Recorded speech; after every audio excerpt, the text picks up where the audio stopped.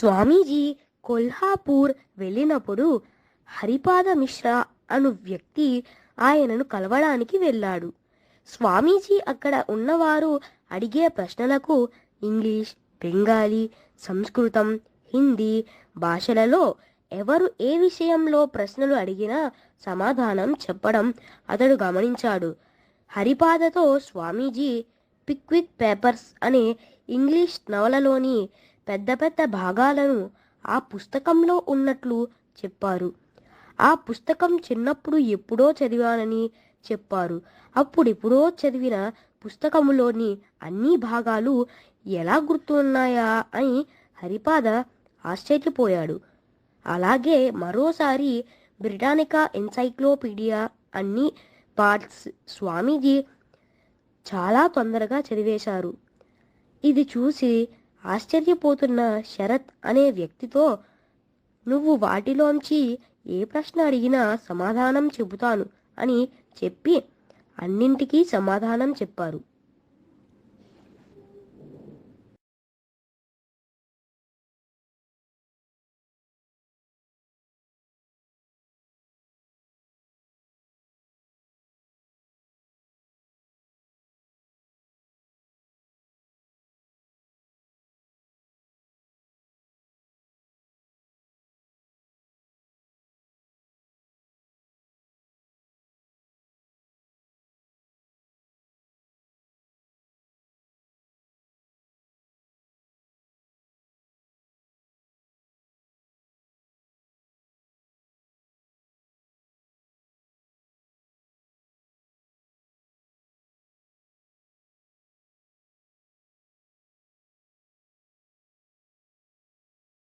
స్వామీజీ హృషికేశ్లో ఉన్నప్పుడు ఆరోగ్యం బాగోలేక ఒక సేట్యింట్లో విశ్రాంతి తీసుకున్నారు.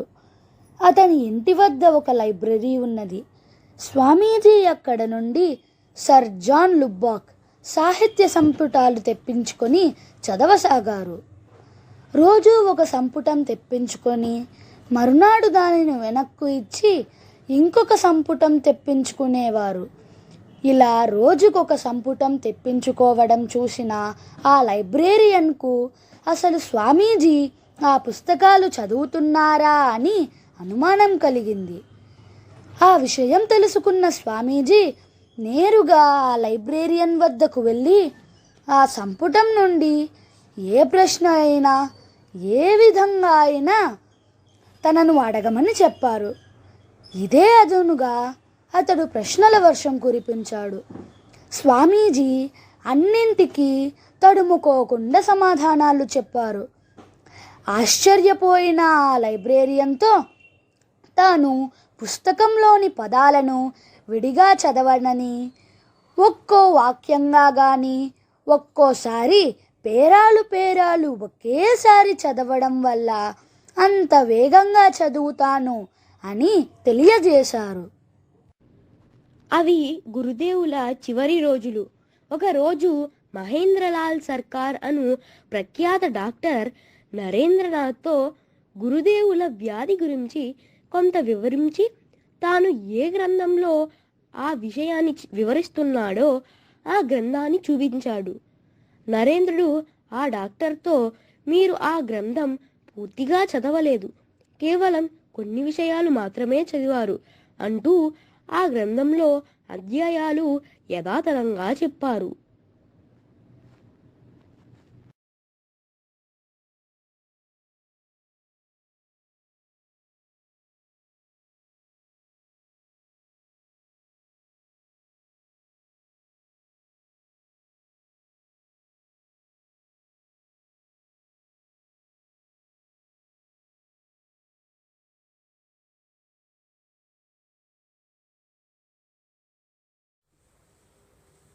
కాశీలో ఒకరోజు బాటపై స్వామి వివేకానంద నడుస్తూ ఉన్నారు.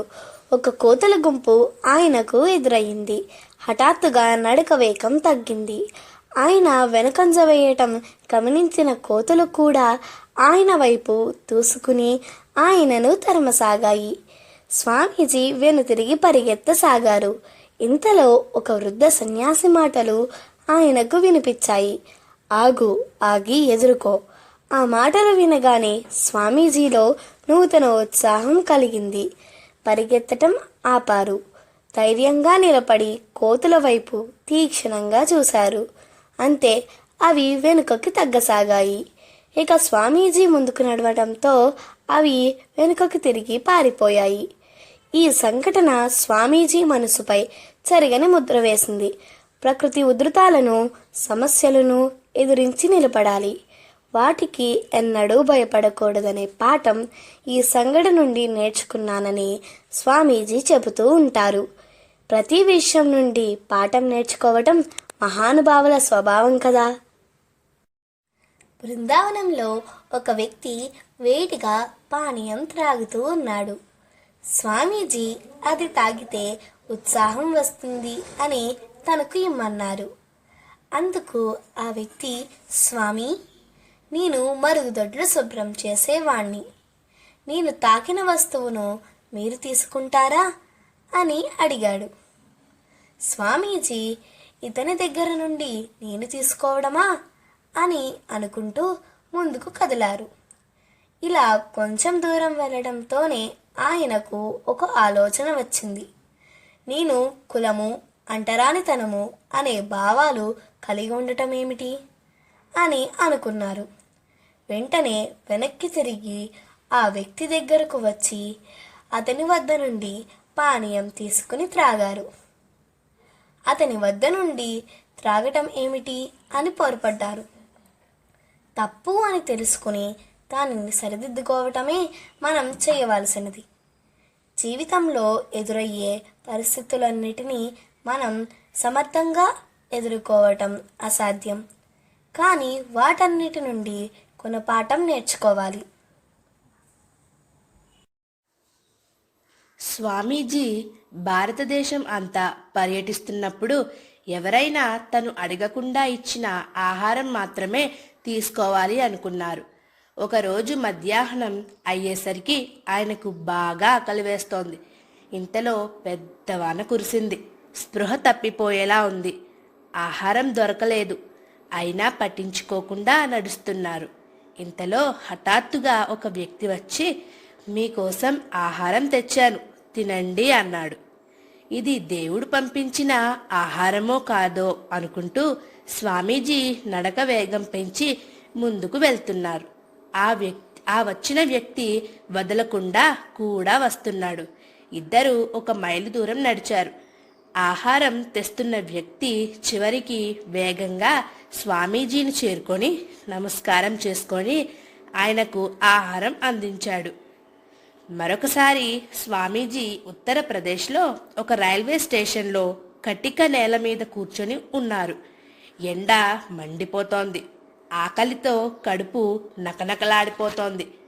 అక్కడ ఒక వ్యాపారి ఆయన ఎదురుగా కూర్చొని పూరీలు తింటూ స్వామీజీతో హేళనగా మాట్లాడడం మొదలుపెట్టాడు.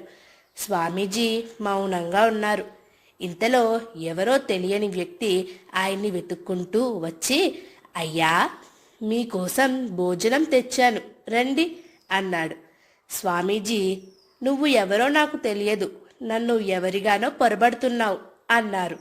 అతడు ఎంతో వినయంగా, అయ్యా, ఈరోజు మధ్యాహ్నం భోజనం చేసి విశ్రాంతిగా పడుకొని ఉన్నాను. శ్రీరామచంద్రుడు కలలో కనిపించి, నా కుమారుడు రైలు స్టేషన్లో ఉన్నాడు, అతనికి ఆహారం అందించు అన్నాడు. నా ప్రభువు ఆదేశం. కలలో శ్రీరాముని కుమారునిగా చూసింది మిమ్మల్నే అన్నాడు. చూసారా, సంపూర్ణ శరణాగతి అయిన భక్తుణ్ణి భగవంతుడు ఎలా కాపాడుకుంటాడో. అడవిలో ఉన్న, గొట్టు మీద ఉన్న, నట్టేట ఉన్న అటువంటి భక్తుడిపై అనుగ్రహ వర్షం అలా కురుస్తుంది. మనకుండవలసింది అనన్య భక్తి, సంపూర్ణ శరణాగత ప్రపత్తి. స్వామి వివేకానందను ఒకసారి ఆల్వార్ మహారాజా తన ఆతిథ్యం స్వీకరించమని ఆహ్వానించారు. వివేకానందుడు విశ్రాంతి తీసుకుంటున్న సమయంలో ఆల్వార్ మహారాజా ఆయనతో సంభాషణ ప్రారంభించారు. మాటల్లో సందర్భంలో ఆల్వార్ మహారాజా తనకు విగ్రహారాధన అంటే విశ్వాసం లేదని, అదొక మూఢనమ్మకం అని వాదించారు. కొంతసేపు అయిన తర్వాత వివేకానందుడు ఉన్నట్లుండి అక్కడ ఉన్న భటునితో, అదిగో ఆ గోడకి తగిలించి ఉన్న మహారాజు గారి చిత్రపటాన్ని కిందకి దింపండి అన్నాడు. అక్కడ ఉన్న వారికి వివేకానందుని ఉద్దేశం బోధపడలేదు. భటుడు పటాన్ని కిందకి దింపాడు. అప్పుడు వివేకానంద, ఇక్కడ ఉన్నవారు ఎవ్వరైనా ఆ పటం మీద ఉమ్ము వేయండి అని అడిగారు. ఎవ్వరూ సమాధానం చెప్పక అపరాధం జరిగినట్లు భావించి నిలిచిండిపోయారు. ఆల్వార్ మహారాజా గారి కోపంతో కళ్ళు ఎర్రపడ్డాయి, పెదవులను బిగ పెడుతున్నారు. కానీ వివేకానందుడు అంటే గౌరవం, భక్తి కలవాడు కనుక ఏమీ తోచక కూర్చుండిపోయాడు. అప్పుడు స్వామి వివేకానంద అతి శాంతిగా, గర్భంగా ఇలా చెప్పారు, ఈ పటం మీద ఉమ్ము వేయడానికి మీరు ఎందుకు ఇష్టపడలేదు? ఇందులో మహారాజు లేడు కదా. ఇది కేవలము ఒక అట్టముక్క, గుడ్డ ముక్క మాత్రమే కదా. కానీ ఈ మహారాజు గారి చిత్రము. దీనిని చూసినప్పుడు రాజుగారు గుర్తుకు వస్తారు. అలాగే దేవుని విగ్రహం చూసినప్పుడు భగవంతుడు మన మనోనేత్రములకు గోచరం అవుతాడు. విగ్రహాలను పూజించేటప్పుడు అందులో భగవంతుడు ఉన్నాడనే విశ్వాసం భక్తులకు ఉంటుంది. ఈ సత్యాన్ని చెప్పటానికే నేను ఈ విధమైన పని చేశాను. ఈ విషయాన్ని బట్టి విగ్రహారాధన గొప్పతనాన్ని తెలుసుకోవడమే కాక మరొక విషయం గ్రహించాలి. ఆల్వార్ మహారాజా విగ్రహారాధాన్ని అవసరం లేదని వాదిస్తున్నప్పుడు స్వామీజీ మౌనంగా ఉన్నారు. తర్వాత మెల్లగా తమ ఉద్దేశాన్ని తెలియజేశారు. కనుక మనం కూడా ఎవరైనా వాదిస్తున్నప్పుడు వాదించరాదని అవసరం అనుకుంటే తర్వాత మన అభిప్రాయం చెప్పాలని తెలుసుకోవాలి. స్వామీజీ ఎప్పుడూ సత్యమే పలికేవారు. మైసూరు మహారాజు తన ఆస్థానంలో పనిచేస్తున్న దివాన్ గురించి అభిప్రాయం అడగగా స్వామీజీ, దివాన్ అంటే రాజును దోచి బ్రిటిష్ వారికి ఇచ్చేవాడే కదా అని అన్నారు. అప్పుడు మహారాజు స్వామీజీతో, మీరు అందరి ముందు ప్రముఖుల గురించి ఇలా మాట్లాడితే వారు మిమ్మల్ని చంపవచ్చు కదా అని అన్నారు. అందుకు స్వామీజీ, నేను అసత్యం ఎప్పటికీ పలకను, లేని గుణాలు చెప్పి ఎవరిని ప్రశంసించను అని అన్నారు. స్వామీజీ ఎప్పుడు ఊరికనే ఉండేవారు కాదు. అమెరికాలో రిడ్జ్లీ మైనర్ అనే ప్రదేశంలో ఉన్నప్పుడు మిస్ స్టెమ్ అనే చిత్రకారిణితో బొమ్మలు గీయడం నేర్పమని అడిగారు. స్టెమ్ వెంటనే ఒప్పుకుని దానికి కావాల్సిన మెటీరియల్ కొన్నది. మొదటి రోజు నేర్పడం మొదలుపెట్టే సమయానికి ఒక యాపిల్ పండును తీసుకుని వెళ్ళి వినయంగా తల వంచి ఇచ్చారు. ఆమెకు అర్థం కాక కారణం అడిగింది. స్వామీజీ అన్నారు, నేను మీ విద్యార్థిని, నేను నేర్చుకునేది విజయవంతం అవ్వాలని గురుదక్షిణ ఇస్తున్నాను అన్నారు. తొందరలోనే ఆయన చక్కగా చిత్రాలు గీయగలిగేలా నేర్చుకున్నారు.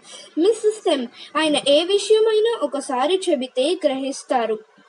ఆయన గీసిన బొమ్మలు అప్పుడే నేర్చుకుంటున్న ఒక విద్యార్థి గీసినట్లుగా గాక ఒక ఎక్స్పర్ట్ గీసినట్లు ఉండేవి. 4వ పాఠం మొదలు పెట్టేసరికి ఒక వ్యక్తిని చూస్తూ బొమ్మ గీశారు అని చెప్పింది. శుభాకాంక్షలు. స్వామీజీ ఎప్పుడూ బ్రిటిష్ వారిని ధైర్యంగా ఎదుర్కొనేవారు. ఒకసారి రైలు ప్రయాణంలో ఇద్దరు బ్రిటిష్ వాళ్ళు స్వామీజీ గురించి హేళనగా మాట్లాడుతున్నారు. స్వామీజీ మౌనంగా ఉన్నారు.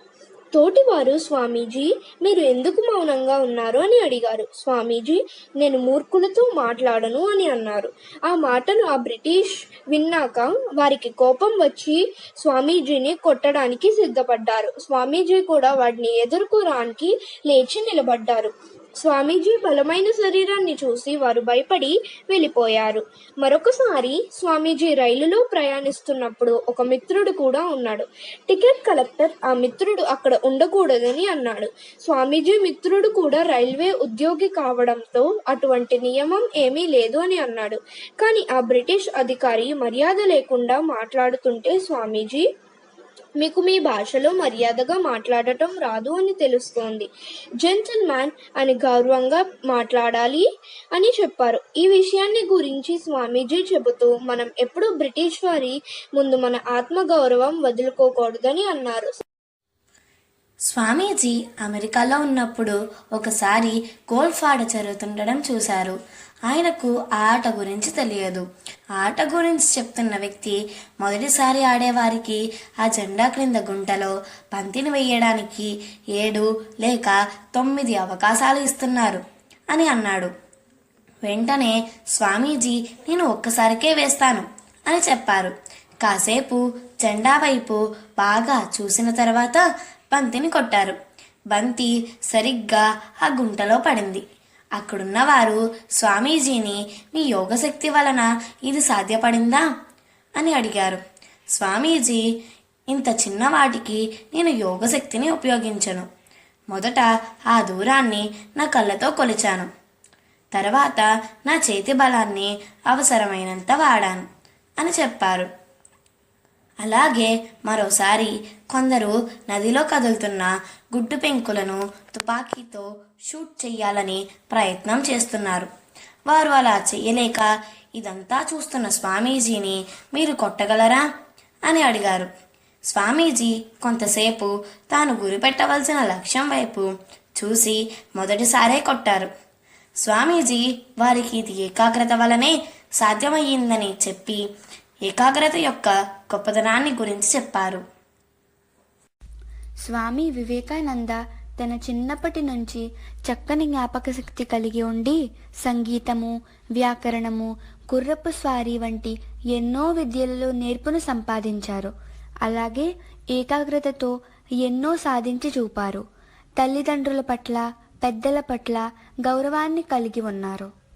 భగవంతుని దర్శించాలనే బలమైన కోరికతో శ్రీరామకృష్ణ పరమహంస శిష్యునిగా మారి ఆధ్యాత్మిక సాధన చేశారు. అన్ని మతాలు భగవంతుని చేరు మార్గాలు అనే తన గురువు యొక్క సందేశాన్ని ప్రపంచానికి చాటి చెప్పారు. విదేశాలకు వెళ్ళి భారతదేశ గొప్పదనాన్ని చాటారు. పేదవారి కోసం ఎన్నో సేవా కార్యక్రమాలు చేపట్టారు. సోమరితనంతో తన శక్తిని మరిచిన భారత జాతిని తమ ప్రబోధనలతో మేల్కొల్పారు. దాని ద్వారా భారతదేశ స్వాతంత్ర్యానికి కారణమయ్యారు. స్వామీజీ తన శక్తికి కారణం తనలో ఒక్క చెడు ఆలోచన లేకపోవడమే అని తన శక్తిని అంతా ఉన్నత ఆశయం కోసం ఖర్చు చేశానని చెప్పారు. పవిత్రులు కండి, ప్రపంచం పవిత్రంగా కనబడి తీరుతుంది. ఆత్మవిశ్వాసం కలిగి ఉండండి. ఆత్మవిశ్వాసం ద్వారానే విజయం సాధించగలం. బలమే జీవనం, బలహీనతయే మరణం అనే స్వామీజీ మాటలకు అనుగుణంగా మసులుకుని మంచి పౌరులుగా మారి సమాజ సేవ చేసి భగవంతుని ఆశీస్సులు పొందుదాం. జై సాయిరాం.